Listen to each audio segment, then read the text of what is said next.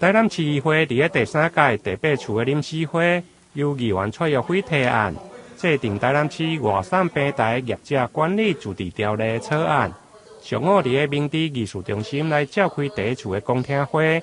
邀请专家学者、业者代表甲市府相关单位共同讨论。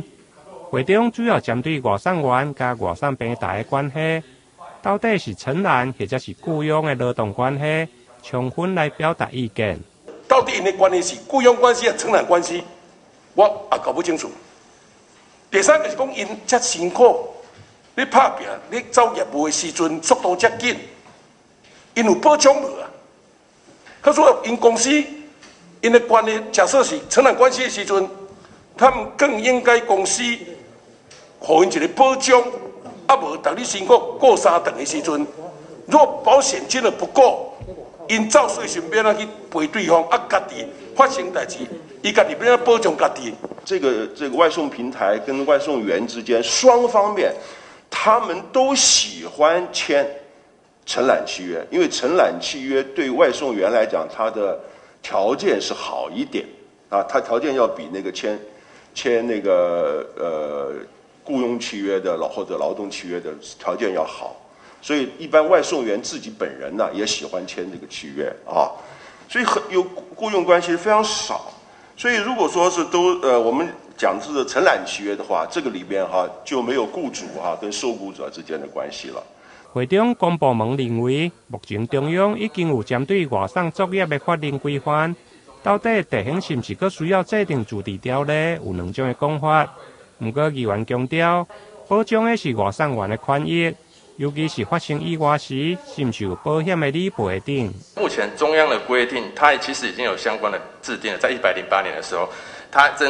根据那个职业安全卫生实施规则，然后286条之3的规定，它其实有定。然后中央也在108年函颁了食物外送作业安全的指引，所以这边在中央的部分确实已经有相关的规范了。那这边如果中央有规范的话，我们是不是建议就依中央的规定去做办理？针对非雇佣契约这个部分的话，我们认为说，因为它其实本案的自治条例涉及的就是它的交通安全还有生命安全这些部分，我们认为说，人民的生命健康权不应该因为居住地而有所不同，应该是全国要一致性的。所以，既然身体健康价值在全国内应该要等同的一个对待的话，我们认为说这个部分是不是应该建议由中央来去做一致性的规范？他提出这个草案，我想他最重要。最主要的目的是要保障外送人员的安全，甚至发生事故后，有人可以出面，比如说这个业者一起探钱的公司，这个业者能够出面来帮忙处理后续的一些赔偿问题。我想这是应该是我们蔡议会议员提案的最主要的一个目的。所以我想不管说我们这个外送平台是属于所谓的承揽的契约或是雇佣的一个契约，我请我们台南市政府法制处去研究一下就是说外送平台业者或许他们没有义务帮外送员做任何的一个保险，既然没有义务，那我们可不可以依制法以那个自治条例来要求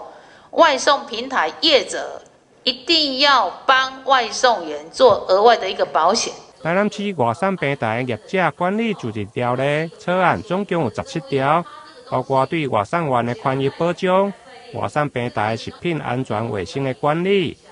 职业安全甲交通安全的法则等。议员要求市府相关单位嘛要拟定办法，到时提出来比对，并且召开第2次公听会，制定出较好的自治条例。台南新闻引根采访报道。